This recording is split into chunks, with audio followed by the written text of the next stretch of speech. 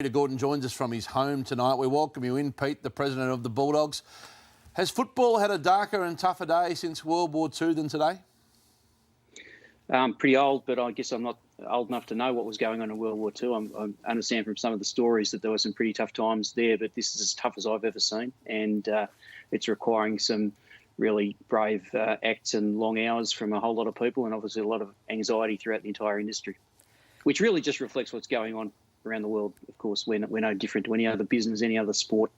We're just trying to face these things as they come and take them one big problem at a time.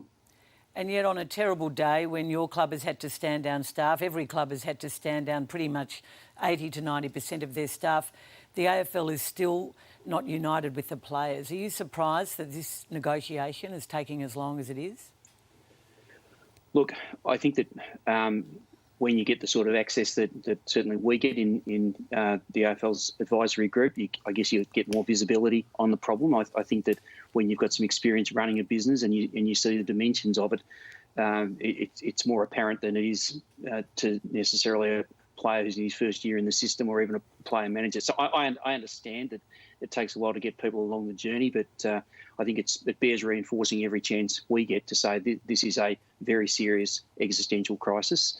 It's being managed by some of the brightest people in this area across the areas of business, but no one's bluffing here. There's no ambit claims being made by the AFL. This is as serious as it's ever been, and we need to bring the players along on the journey, and we need to bring all of the employees along on the journey. And just as the AFL itself is going to suffer unprecedented financial losses this year, and every club will as well, it simply reflects that governments are going to go into deficit, businesses are going to lose money, and people are going to lose money as well. This is the entire planet organically taking a hit caused by the coronavirus.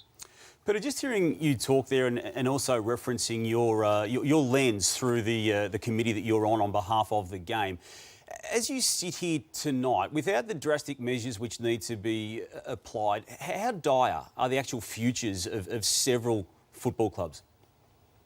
Existential crisis means it may not exist, and that's something which faces the industry, which we will avoid by working together. I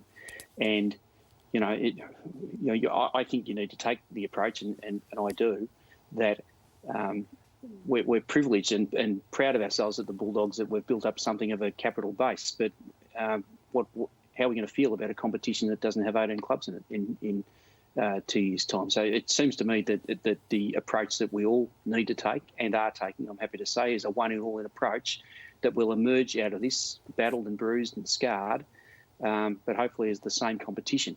But it'll take a while to be the same, if it ever is. If you can, Pete, and you're on Skype tonight, we appreciate you joining us from your home. A thought for the people. Your club was built on people. They were there for you when you nearly merged. They were there for you when you nearly went under many times. You've had more backs-to-the-wall stories than most clubs, and you're in a better spot than some and many at the moment, but there's been some terrible times. We saw our industry wiped out today. We saw most of the industry shut down, stood down, or let go. Yes. How does that connect with you as an employer, as a lawyer who's always fought for the people, as a backs-to-the-wall guy yourself? Tonight, there's people in their homes worried about their future, their life, their mortgage. They're all from our industry. They're from the community. The community and the football world are evenly spread on this, obviously. How does that resonate with you, and what advice or guidance can you offer people in the most impossible circumstances? No, look, only this, that we go into every meeting and we sit down over every spreadsheet thinking about them and thinking about their families and trying to work out ways that we can provide for them. And we can't, I can't look down the lens and say to you that we can make it all right. They will suffer losses, and we understand that some may be stood down, some may be asked to work part-time hours, some may be asked to take leave. There are financial consequences, as I said, that go right throughout the economy and start with those people. The AFL didn't like your coach's comments after the game. Was he right in a sense, and were you right to play? Oh, look, sorry, are you talking about Gillen's decision to play, or are you talking about Bevo's comments? Well, I mean, the point that your coach was making was that why are we worrying about shaking hands when we're being asked to play a football game which involves physical combat, man-on-man combat? And I wondered the AFL didn't like the comments. He wanted that they want one in, all in, but maybe he was making a point that you shouldn't have played. I'm wondering what you thought. I don't think he was making that point, and I can understand that a lot of people have had to come up the learning curve in a very quick way. I was myself disturbed by some of the elements of the first game, the sharing of water bottles and the shaking of hands, and I thought there was an important opportunity for the AFL to use its platform to reinforce the message. And I can tell you, Caroline, that the number of to's and fro's as to whether to play endured over the 5 or 6 days before that. We were listening to government advice, but consulting experts in epidemiology and immunology and respiratory medicine, social marketing, and it was a complex question. And I'm not saying the decision not to play would have been a bad one. There was, in a sense, no good decision to make, and we know that some of the other considerations, the question of people need some sense of the way the world used to be.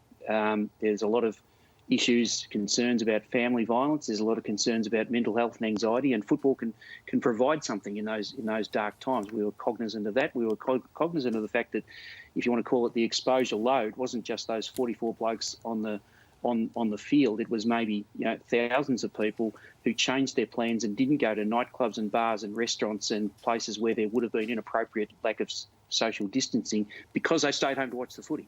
So a lot of these questions were complex. And as for Luke, look, it takes a while these are complex issues, and I think a lot of people are learning a whole lot of things about it. Even the National Rugby League today, I see, were resolved to go on, but changed their mind later in the day. And so people are being forced to learn a lot and make a lot of important decisions very quickly. That's the nature of the times that we're in. Pete, we appreciate your contribution to the leadership of the game and your time tonight. Thanks for your time, and we'll stay in touch. Thanks, guys. All the best. All the best to you viewers.